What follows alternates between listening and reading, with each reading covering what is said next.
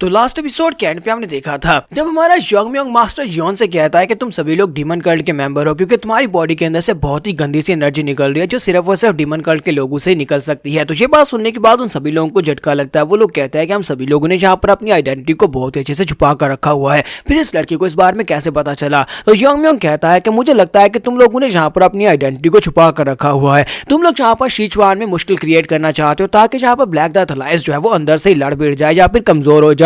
मुझे लगता है कि अभी तक ब्लैक डेथ अलायंस के किसी भी लीडर को इस बारे में पता भी नहीं होगा कि तुम लोग डीमन कल्ट के मेंबर हो। लगता नहीं है कि अगर यहाँ पर ब्लैक डेथ अलायंस के लोगों को इस बारे में पता चल जाए कि तुम डीमन कल्ट के मेंबर हो तो फिर तुम्हारे साथ क्या होगा, वो सभी लोग यहाँ पर तुम्हें काट डालेंगे। तो मास्टर योन और भी ज्यादा घबरा जाते हैं और कहते हैं कि इस लड़के को हमारी बॉडी के अंदर सप्रेस की हुई डिमोनिक एनर्जी कैसे पता चल गई। हम सभी डीमन कल्ट के मेंबर जो है वो डिमोनिक एनर्जी वाले टेक्निक्स को मास्टर करते हैं। हमने यहाँ पर अपनी एनर्जी को कंसील किया हुआ है जिसकी वजह से कोई हमें यहाँ पर पहचान ना सके। ब्लैक डेथ अलायंस के लीडर भी यहाँ पर हमें नहीं देख सके, वो भी पहचान नहीं पाया। तो इस छोटे लड़के ने यहाँ पर हमें कैसे पहचान लिया, ये बहुत ज्यादा डेंजरस है। इस लड़के को यहाँ पर मरना होगा। अगर ये लड़का यहाँ पर मर गया तो यहाँ पर हमारे लिए छुपना आसान हो जाएगा, वरना यहाँ पर हमारे लिए बहुत ज्यादा मुश्किल हो जाएगा अगर किसी ने ब्लैक डेथ अलायंस के लीडर्स को बता दिया कि हम लोग यहाँ पर डीमन कल्ट के मेंबर हैं। इसके साथ ही मास्टर योन जो होता है वो अपने डीमन कल्ट के लोगों से कहता है कि मैं यहाँ पर योन फैमिली का मेंबर होने के नाते तुम सभी डीमन कल्ट की मून ब्रिगेड आर्मी को यहाँ पर कमांड देता हूँ। मैं तुम्हें कमांड देता हूँ कि तुम सभी लोग यहाँ पर उस स्पेशल टेक्निक को यूज करो जिसका नाम रिवर्स ब्लड डिमोनिक टेक्निक है। जैसे वो रिवर्स ब्लड डिमोनिक टेक्निक का नाम लेता है तो मिरियो कहती है कि मैं इस टेक्निक को जानती हूँ,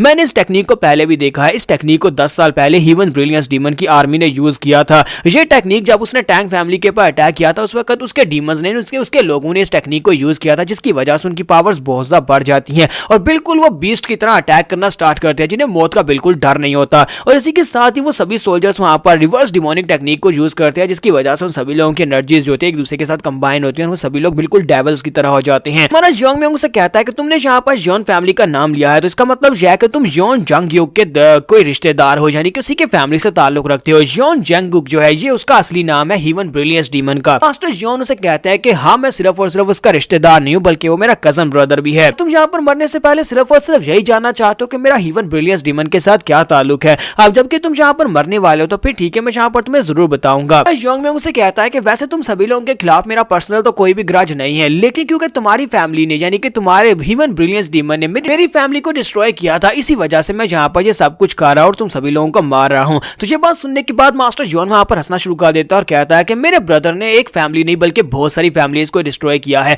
तो मुझे लगता है कि तुम भी उन किसी कमजोर फैमिलीज में से एक हो गए जिसकी औरत उसे पसंद आ गई होगी। क्या तुम जियोंग फैमिली से हो, तो क्या तुम जीगाल फैमिली से हो, क्या तुम मोयोंग फैमिली से हो, या फिर तुम यहाँ पर सिचुआन की किसी और फैमिली से हो। मुझे लगता है कि तुम टैंग फैमिली से हो सकते हो क्योंकि तुम सिचुआन की टेरिटरी में तो तुम टैंग फैमिली से ही होगे। ये बातें सुनने के बाद वो सभी लोग बहुत ज्यादा गुस्सा आ रहे थे, स्पेशली मिरियो और उसके साथ जीगाल, क्योंकि उन लोगों की फैमिलीज को भी तो इसी ने डिस्ट्रॉय किया है। मिस योंग जो होती है वो मिरियो से कहती है मिरियो प्लीज शांत हो जाओ, तुम वहां पर नहीं जा सकती, तुम वहां पर जाओगी तो फिर तुम भी वहां पर जाकर मारी जाओगी। तो मिरियो से कहती है लेकिन मुझे बहुत ज्यादा गुस्सा आ रहा है, इस वक्त तुम्हारे पास कोई भी चॉइस नहीं है, हमें यहाँ पर अपने यंग मास्टर के ऊपर भरोसा करना होगा। योंग से कहती है हाँ हमें यहाँ पर अपने यंग मास्टर के ऊपर ही भरोसा करना है। मास्टर योन अपने लोगों से कहता है कि मेरी हीवनली मून ब्रिगेड की आर्मी जल्दी से आगे बढ़ो, सभी लोग आगे बढ़ो और इस लड़के को मेरे लिए मार डालो। जबकि दूसरी तरफ से जिंगू स्नेक बाहर निकलता है और हमारे योंगम्योंग से कहता है कि लड़के ये सभी लोग तो कुछ ज्यादा ही फायर्ड अप हो चुके हैं और ऊपर से यहाँ पर ये है भी बहुत ज्यादा। क्या तुम्हें लगता है कि तुम यहाँ पर एक एक करके इन सभी को मार पाओगे क्योंकि यहाँ पर इनकी तादाद ज्यादा है। तुम्हारा योंगम्योंग से कहता है कि क्या तुम्हें वाकई में लगता है कि यहाँ पर इस वक्त तुम्हें ये सवाल मुझसे पूछना चाहिए। तो जिंगू स्नेक से कहता है तो फिर मैं तुमसे और क्या सवाल पूछूं कि तुम यहाँ पर इन सभी को एक साथ कैसे मारोगे, क्या पॉइजन नीडल को यूज करोगे। योंगम्योंग कहता है नहीं मेरे पास एक इतनी खूबसूरत इतनी पावरफुल तलवार है तो फिर मैं इसी को यूज करूंगा और इन सभी लोगों को सेंटर से 2 हिस्सों में कट करूंगा।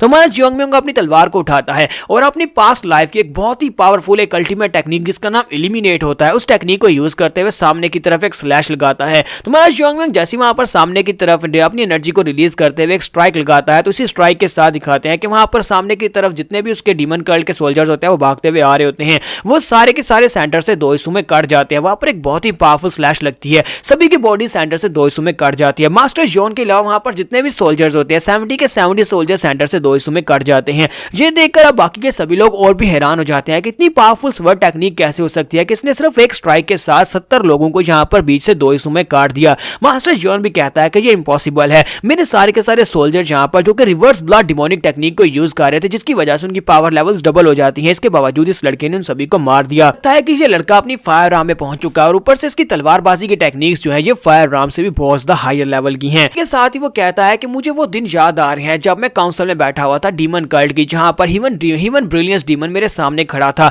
उस वक्त मुझे सेम इसी तरह की एनर्जी महसूस हुई थी या फिर इससे ज्यादा एनर्जी थी, लेकिन मुझे लगता है कि वो एनर्जी इसी की तरह की थी। यानी कि मेरा ब्रदर हीवन ब्रिलियंस डीमन वो भी इसी लड़के की तरह बहुत ज्यादा स्ट्रॉन्ग है और ये लड़का उसके लेवल तक पहुंच चुका है। ये लड़का हमारे डीमन कल्ट के लिए बहुत बड़ा खतरा है। मास्टर जियोन को समझ आ जाती है कि वो इस फाइट को जीत नहीं पाएगा, तो इसी के साथ ही वो घुटने टेकता और कहता है कि यहाँ पर मुझे माफ कर दो, प्लीज मुझे माफ कर दो। फिर साथ ही वो सोचता है कि मैं यहाँ पर अपनी माफी की भीख क्यों मांग रहा हूँ, मुझे यहाँ पर अपने बेटे को बचाना चाहिए, मेरा बेटा वो तो बिल्कुल निर्दोष है। तो वो माय योंगम्योंग से कहता है कि प्लीज मेरे बेटे सोचियोन को छोड़ दो, अगर तुम मेरे बेटे को छोड़ देते हो तो मैं यहाँ पर अपना सेक्रीफाइस देने को तैयार हूँ, मुझे मार डालो लेकिन मेरे बेटे को छोड़ दो। उसका इस सब से कोई भी ताल्लुक नहीं है, वो बिल्कुल निर्दोष है, उसका डीमन कल्ट से कोई ताल्लुक नहीं है। आज तक मैंने उसको बताया नहीं कि उसका बाप डीमन कल्ट का एक मेंबर है, तो सिर्फ और सिर्फ एक काम सा बच्चा है जो यहाँ पर तुम्हारे सिचुआन सिटी में रहता है। प्लीज मैं यहाँ पर तुमसे भीख मांगता हूँ, मेरे बेटे सोचियोन को छोड़ दो। तुम्हारा योंगम्योंग से कहता है कि तुम कह रहे हो कि तुम्हारा बेटा एक आम सा बंदा है जो यहाँ पर ब्लैक डेथ अलायंस का मेंबर है और इसी सिटी में पैदा हुआ। योंगम्योंग से कहता है क्या तुम्हें लगता है कि हमारे इस प्रोविंस के अंदर ऑर्डिनरी बच्चे जो होते हैं वो यहाँ पर किसी ब्लैक स्मिथ को सिर्फ और सिर्फ इसलिए मारने की कोशिश करते हैं कि उसने उसे अच्छी तलवार नहीं दिखाई। तुम्हारा बेटा बिल्कुल तुम्हारी तरह इवल है क्योंकि तुमने इसकी परवरिश अच्छी नहीं की। और इसी के साथ ही हमारा योंगम्योंग अपनी तलवार को घुमाता है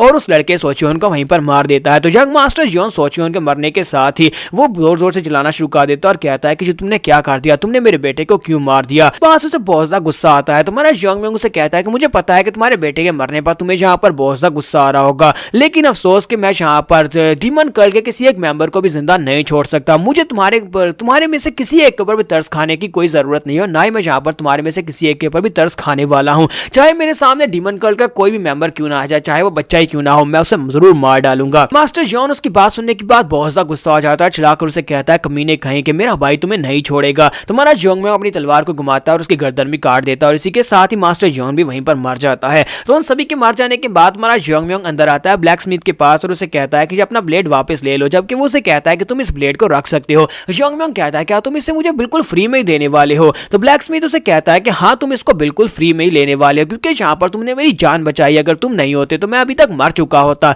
इसी वजह से ये तलवार मैं तुम्हें गिफ्ट के तौर पर दे रहा हूँ, अगर तुम अपने पास नहीं रखना चाहते तो किसी और को दे देना, लेकिन ये तलवार तुम्हारी ही रहेगी। तो मिस योंग और मिरियो दोनों से कहते हैं कि अब जबकि ये यहाँ पर तुम्हें गिफ्ट के तौर पर दे रहा है तो फिर तुम्हें इसको तलवार को ले लेना चाहिए। जबकि अंदर से मिरियो सोच रही होती है वैसे भी तुम इस तलवार को इससे ले ही जाते, तुम यहाँ पर इस तलवार को यहाँ पर छोड़ने वाले नहीं थे। योंगम्योंग उसे कहता है कि अब जबकि तुम इसे गिफ्ट के तौर पर मुझे दे रहे हो तो ठीक है मैं इस तलवार को रख लेता हूँ। योंगम्योंग उसे कहता है कि तुम्हारी तलवार जो ये बहुत ज्यादा स्पेशल है और दूर से दिखाई दे देगी कि ये बहुत ज्यादा स्पेशल तलवार है, इसी वजह से मैं चाहता हूँ कि मुझे यहाँ पर कोई ऐसा शीट दो जिसके अंदर मैं इसको कवर करके रख सकूं, किसी को पता ना चल सके कि इस शीट के अंदर कौन सी पावरफुल तलवार है। तो ब्लैक स्मिथ उसे कहता हाँ क्यों नहीं, मैं तुम्हें यहाँ पर जरूर दूंगा। यहीं पर जिंगू स्नेक को दिखाता है कि जिंगू स्नेक हमारे योंगम्योंग की तरफ देख देख कर सोच रहा होता है कि जितना ज्यादा मैं इस लड़के की पावर्स को रिलीज होता हुआ देखता हूँ मैं उतना ज्यादा हैरान होता जाता हूँ। इस लड़के ने अभी यहाँ पर जिस तलवारबाजी की टेक्निक्स को रिलीज किया वो टैंक फैमिली की तो बिल्कुल भी नहीं है, क्योंकि टैंक फैमिली में कोई भी तलवारबाज नहीं था और ना ही कोई तलवार को यूज करना जानता था। मुझे लगता है कि जब ये लड़का ग्रो अप होगा यानी कि और ज्यादा बड़ा होगा तो मुझे लगता है ये मेरे प्रीवियस मास्टर से बहुत ज्यादा पावरफुल हो जाएगा। तो यहाँ पर हम लोग अपनी एपिसोड 55 का एंड करेंगे और नेक्स्ट एपिसोड में देखेंगे कि मीटिंग में क्या होने वाला है, क्योंकि सिम्बा हाल की मास्टर जो है वो तुम्हारे योंगम्योंग को किसी हाल में नहीं छोड़ने वाली, वो बहुत ज्यादा गुस्सा है। उसके गुस्सा होने की वजह भी अगली एपिसोड में जरूर पता चलेगी। तो एपिसोड की एक्सप्लेनेशन अच्छी लगी हो तो कमेंट करके जरूर बताइएगा और वीडियो को लाइक करना मत भूलिएगा। Thank you.